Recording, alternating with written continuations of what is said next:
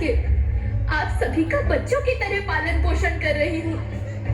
मैं तब भी थी जब आप लोग नहीं थे, और मैं तब भी रहूंगी जब आप लोग नहीं रहेंगे। पर अब ऐसा लगता है कि मैं थक रही हूँ। आपकी धरती माँ थक रही है। रसायनों का छिड़काव, रासायनिक खाद और इन सब के कारण पानी एवं हवा में जहरीलापन, यही कारण है कि मैं थक रही हूँ।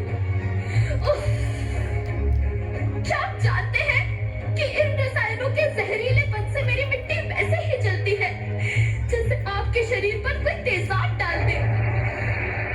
लगता है मेरे बच्चों को मेरे दुख का अंदाजा नहीं है। मेरी मिट्टी बंजर हो रही है। ये रसायन मेरी मिट्टी के उपजाऊपन को खत्म कर रहे हैं और उसमें पाए जाने वाला नमक मेरे शरीर पर मिर्च की तरह जल रहा है। मेरी फसलों की पैदावार कम हो रही है। मैं धीरे धीरे और थक रही हूँ।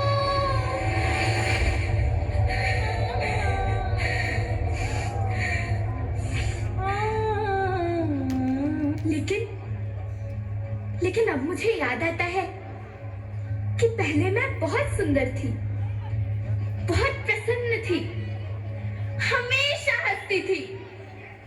मुझे अब भी याद है।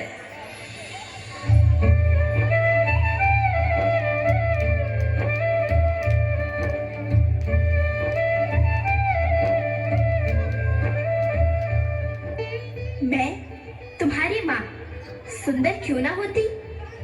मुझे तो सुंदर होना ही था, क्योंकि बीते जमाने में आप मेरे बच्चे ही तो अपनी माँ के रखवाले थे।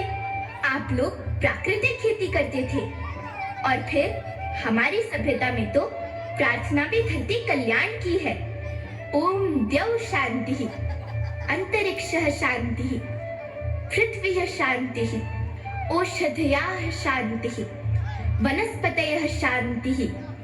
ओम शांति शांति शांति।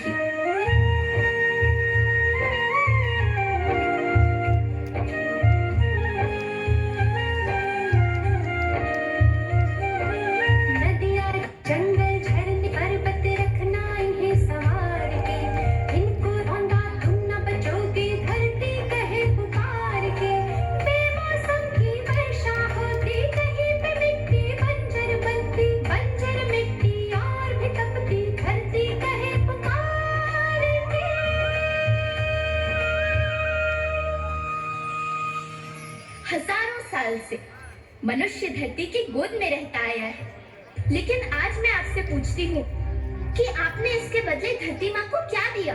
ये जहरीले रसायन और प्राकृतिक खाद जो मिट्टी को बंजर कर रहे हैं, उर्वरकता को बर्बाद कर रहे हैं। आप अच्छी पैदावार के लालच में जो रासायनिक खाद अपने खेतों में डाल रहे हैं, वो अभी तो लाभ देगी, लेकिन लंबे समय में उसी रासायनिक खाद का नुकसान भी है। रासायनिक खाद जहर समान है, और तो और फसलों में पानी की खपत भी बढ़ गई है, जिससे खेती की लागत बढ़ रही है और पानी का स्तर जमीन के काफी नीचे जा रहा है।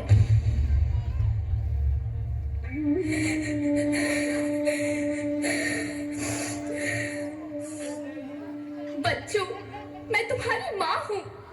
मैंने तुम्हें सुख से जीने के लिए पर्याप्त संसाधन दिए हैं, पर तुम्हारे लालच की पूर्ति के लिए नहीं दिए। ऐसा लगता है कि थोड़ी सी अधिक पैदावार और अपने लालच के लिए आप सब अपनी अगली पीढ़ी, अपने बच्चे के भविष्य के बारे में सोचना भूल गए हैं। सोचो, क्या तुम अपने बच्चों को ऐसे खेत देना चाहते हो जो बंजर हो?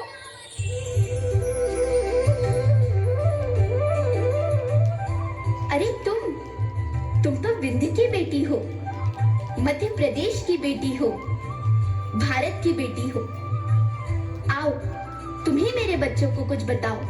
धरती माँ, हम तो अपने बिंद के सवै जनन का केवल इतने कहे चाहे थे कि प्राकृतिक खेती या समय के मार्ग बन चुकी है। प्राकृतिक खेती या उद्देश्य के साथ होत है कि जौने जमीन और हमरे मिट्टी की उर्वरकता बनी रहे। हम सबका प्रकृति के साथ मित्र जैसे व्यवहार करे चाहिए। हम अपना से आने वाली पीढ़ी के तरफ से यह विषय का ध्यान देके सुने और देखे के विनती करी थी।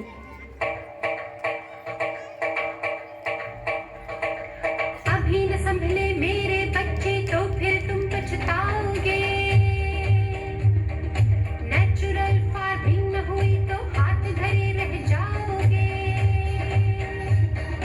माँ का शोषण कौन है करता, कौन है मिट्टी जहर से भरता। जब से जैविक खाद को छोड़ा, खुशहाली से नाता तोड़ा। अभी न संभले मेरे बच्चे तो फिर तुम पछताओगे, तो फिर तुम पछताओगे। लेकिन धरती माँ, आपको सुरक्षित और प्रसन्न रखने का उपाय क्या है? एक ही उपाय है, धरती एक, परिवार एक, भविष्य एक। इस मूल मंत्र को आत्मसात कर लो। प्राकृतिक संसाधन को बचाओ, प्राकृतिक खेती को अपनाओ और परंपरागत देसी पद्धति से, जैसे गो आधारित उत्पाद, जीवामृत, बीजामृत, पंचगव्य, गोमूत्र छाछ का उपयोग करो ताकि मिट्टी की उत्पादकता बनी रहे। याद रखना, मैं माटी हूँ, माँ होना मेरे नाम में बसा है। पोषण करने के लिए ही मैंने जन्म लिया है। करोड़ों सालों तक धरती पर सांसों की डोर आगे बढ़ाई। पेट भरा जब सबका, तभी मैंने संतुष्टि पाई। वो माँ हूँ मैं सबकी, जिसने जन्म न देकर भी जीवन संभव बनाया। अन्नदाता मेरे पुत्र किसान, तुमने ही तो इसमें मेरा साथ निभाया। दिन रात सींच पसीने से मुझको हर मुंह तक रोटी पहुंचाई। जब तुमने माथे मुझे लगाया, मैं हरियाली बनकर मुस्काई। मिट्टी बंजर होने से या धरती के नुकसान से किसी एक देश, एक द्वीप, एक समाज या एक धर्म का नुकसान नहीं है, बल्कि सभी का है, क्योंकि सभी आपस में बंधे हैं। धरती की श्रृंखला टूटी, माला टूटी, सब बिखर जाएंगे, सब खत्म हो जाएंगे।